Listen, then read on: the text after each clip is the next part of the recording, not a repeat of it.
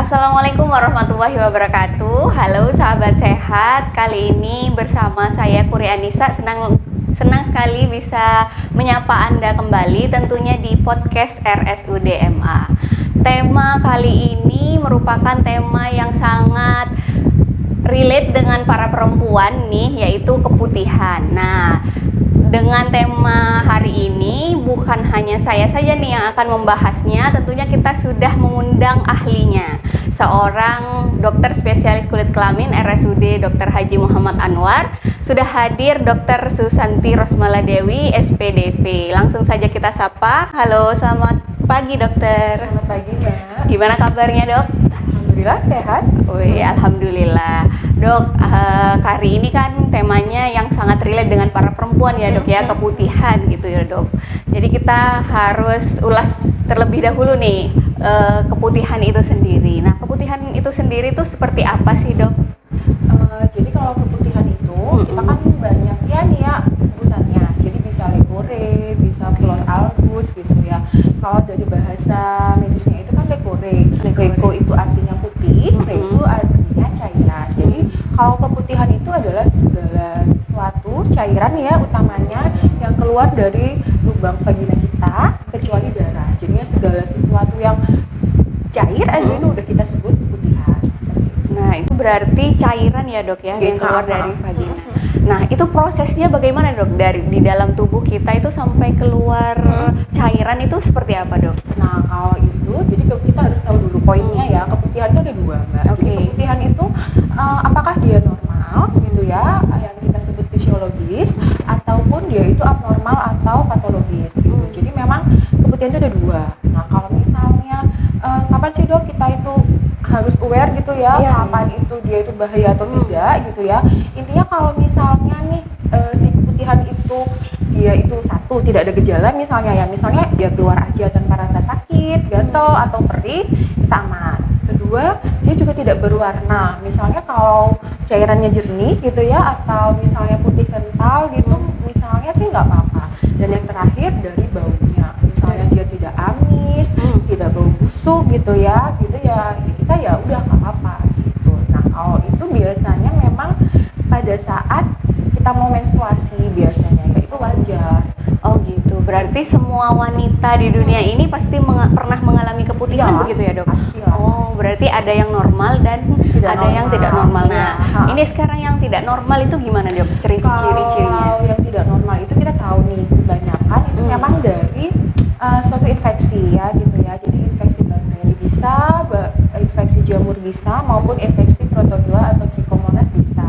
Intinya kenapa? Karena memang kalau organ kelamin kita ya wanita itu kan memang dari struktur anatominya aja dia berdekatan letaknya dengan si uretra dan sama anus gitu ya Mbak ya. Nah, jadinya memang kalau kita dari cara kebersihannya kurang atau dengan apapun aja, akhirnya mikroorganisme yang awalnya baik dia terganggu habitatnya gitu ya udah bisa jadi keputihan seperti itu. Nah, tadi dokter sudah sebutkan nih penyebabnya ada dari jamur, ada dari segala macam. Itu dari penyebabnya bisa dibedakan enggak dok? Maksudnya dari bentuknya keputihan itu bisa membedakan enggak penyebabnya begitu? Oh gitu, bisa Mbak. Jadi kalau namanya keputihan yang patologis yang tidak normal gitu ya, yang abnormal itu kita bisa dilihat dari satu itu adalah baunya. Kalau misalnya baunya amis, anyir gitu ya, kayak bau ikan gitu ya, kita bisa itu penyebabnya si bakteri. Istilahnya kalau dalam bahasa medis kita bakterial vaginosis. Dan juga selain baunya amis, juga dia warnanya juga biasanya putih-putih keabu-abuan gitu. Terus kalau yang kedua, kalau yang warnanya hijau, berbusa, terus banyak banget sampai kita kerasa becek gitu ya.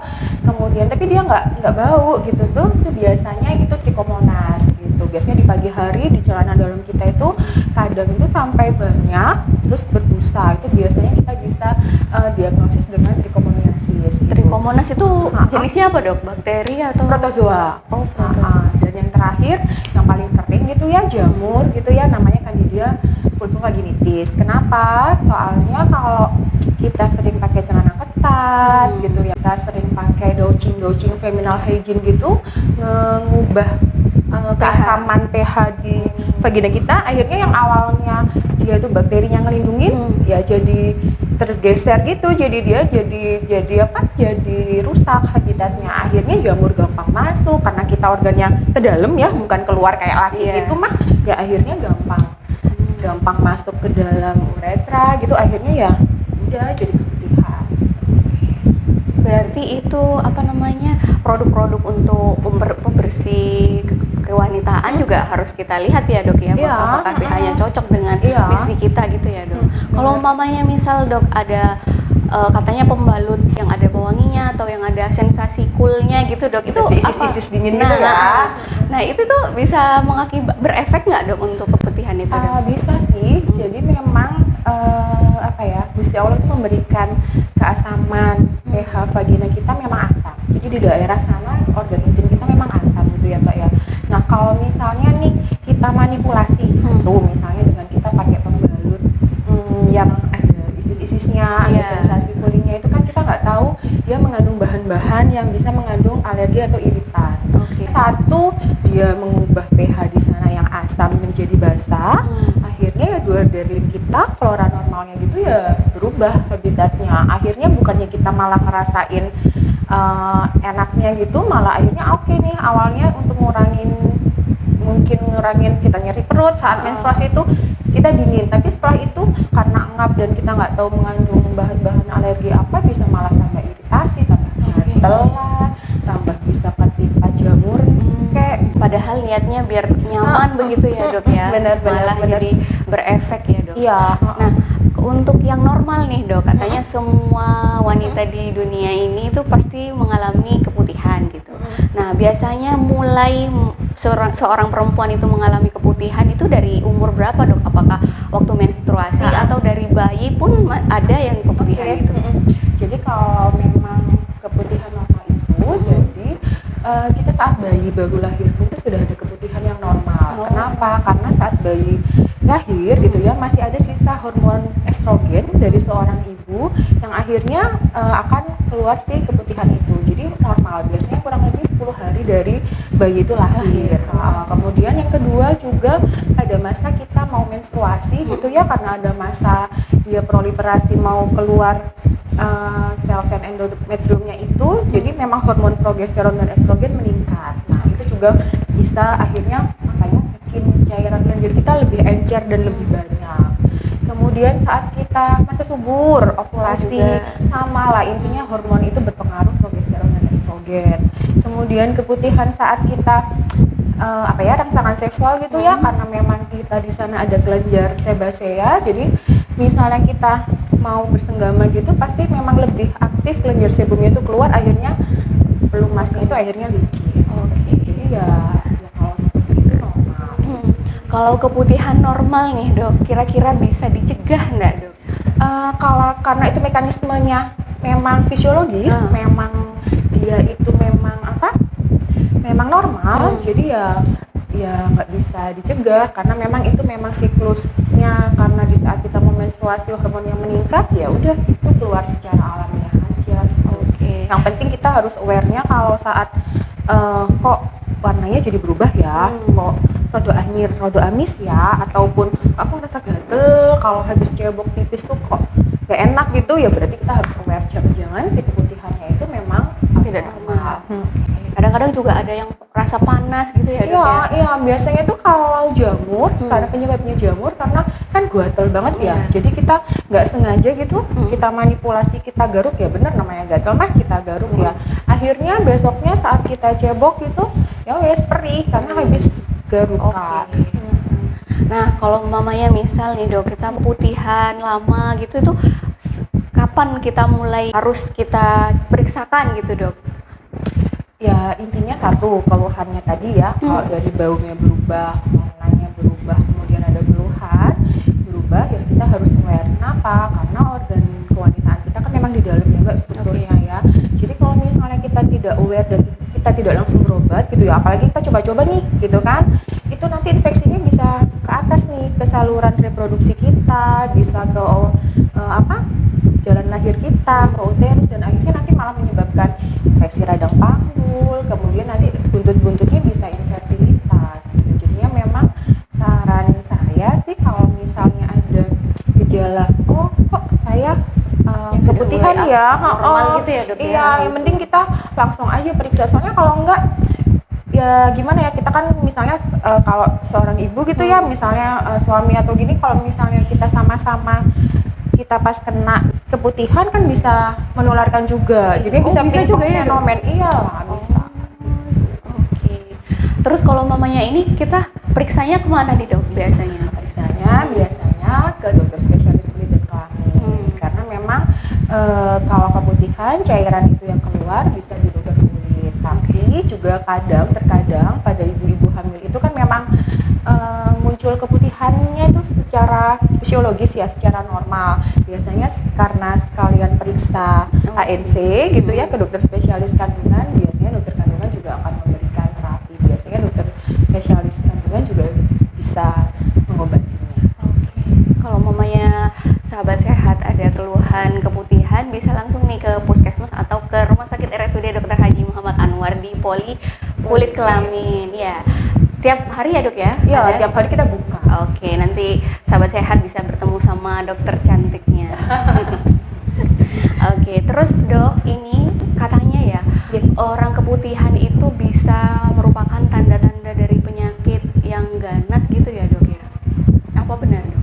Kalau penyakit ganas bisa biasanya gitu ya, cuman itu kalau misalnya dia ada penyertanya juga, misalnya udah kronis, udah misalnya ada diabetes, atau misalnya nanti ada penyerta dia TA cervix, itu bisa biasanya dia keputihan gitu. Cuman kebanyakan kalau keputihan itu kita aware-nya malah ditularkan oleh hubungan menular seksual. Jadi memang ada yang keputihan memang dia pure murni karena apa ya, karena penyakit infeksi, infeksi bakteri kayak jamur seperti itu, ataupun memang infeksinya itu ditularkan oleh hubungan menular seksual.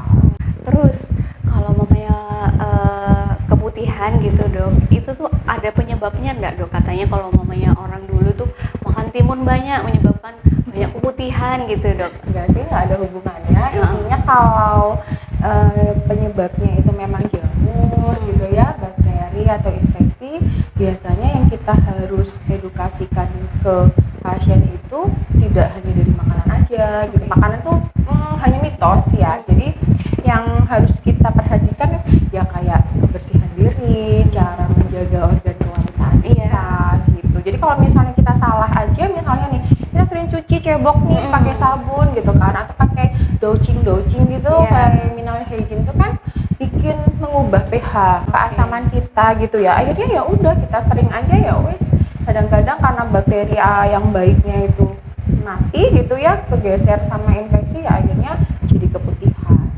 Yang penting kita jaga kebersihan aja ya dok ya. Benar. Oke.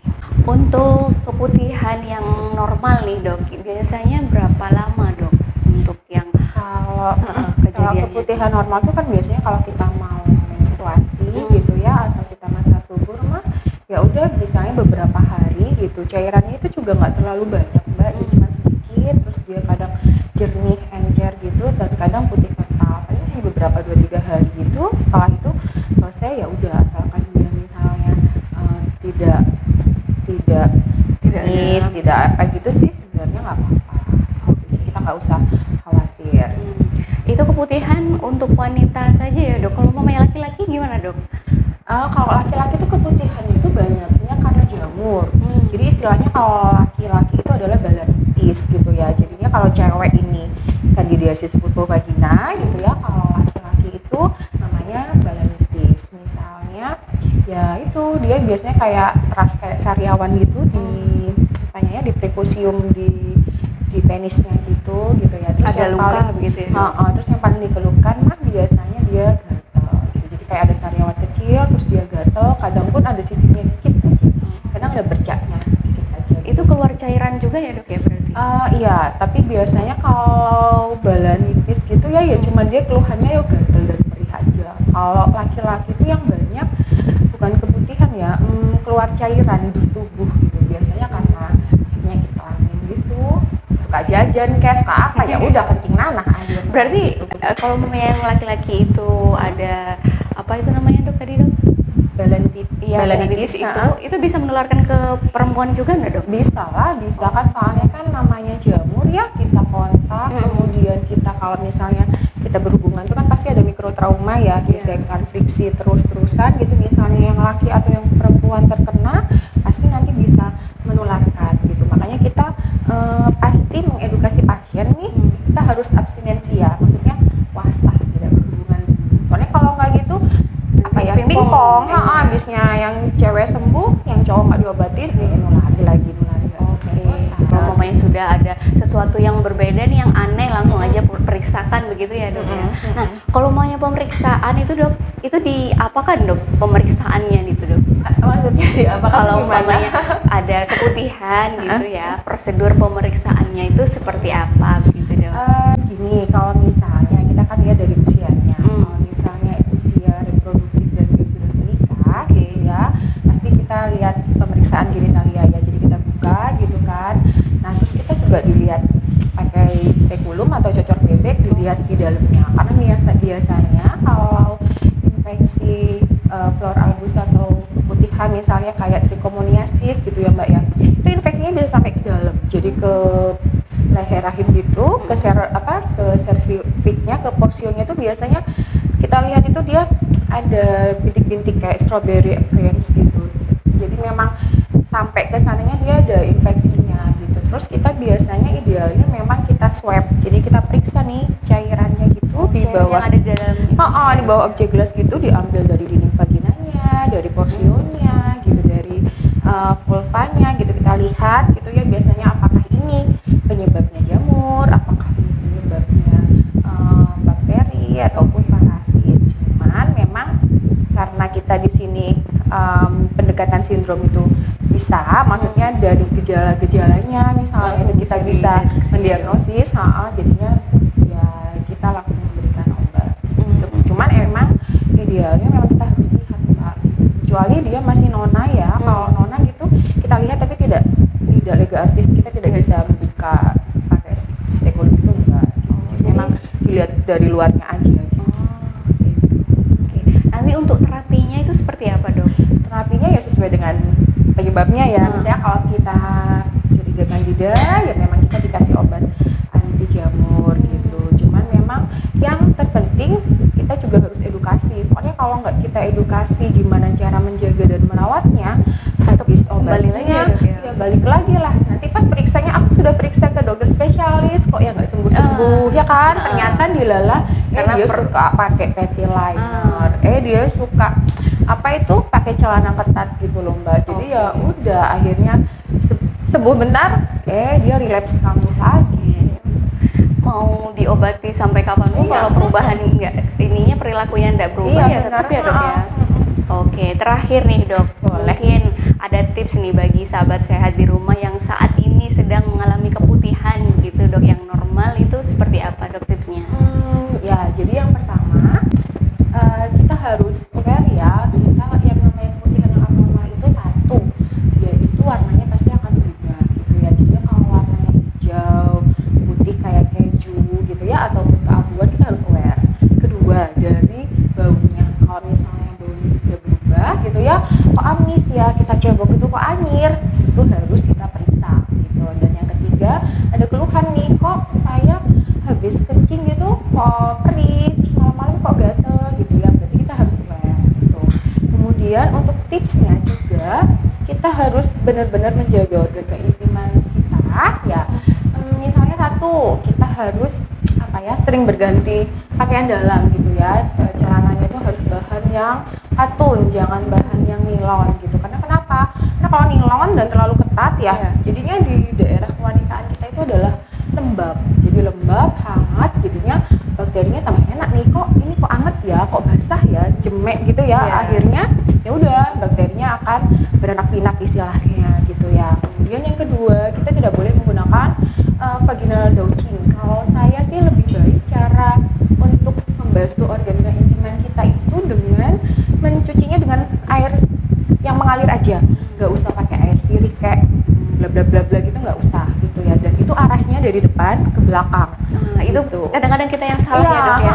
soalnya kalau kita tahu nih organ kita itu kan deket sama lubang kencing gitu ya, sama deket anus gitu ya. juga. Nah kalau kita arahnya salah, yang bakteri yang dari anus malah ke depan dia gitu. Jadinya malah jadi keputihan gitu ya. Terus yang ketiga juga misalnya nih, kita nggak boleh menggunakan apa sih kayak panty liner yang terlalu lama gitu ya. Atau pembalut pun saran saya tiap kali kita kalau menstruasi, tiap kali pipis atau per 2-3 jam kita ganti. Harus ganti. Iya, kalau enggak ya udah di sana lembab nih, udah mens, darah banyak, terus udah kotor, ngap lah akhirnya. Meskipun darahnya masih sedikit ya dok, Iya, tetap harus diganti. tetap.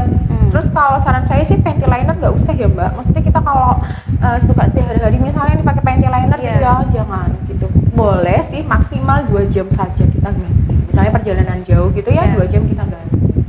Gitu. Terus apalagi ya? Kalau misalnya apalagi ya? Oh juga kalau mencuci dengan sabun gitu, biasanya kalau mencuci dengan sabun boleh-boleh aja, tapi langsung ganti ya mbak, maksudnya pagi dan sore itu ganti, kemudian juga disetrika. Kalau nggak disetrika soalnya kan bisa dari bakteri yang di luar nemplok gitu ya. Kalau disetrika kan kena panas mungkin ya dok ya. Seperti itu aja sih.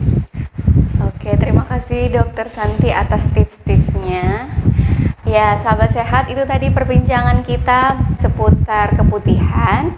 Sebelum kita mengakhiri perbincangan kita hari ini, ada baiknya untuk klik tombol subscribe, like, dan komen sebanyak-banyaknya.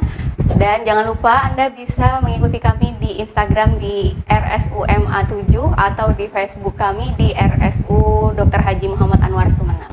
Oke, akhirnya saya Puri Anissa dan Saya Dr. Susanti. Oke, mundur diri. Terima kasih. Wassalamualaikum warahmatullahi wabarakatuh.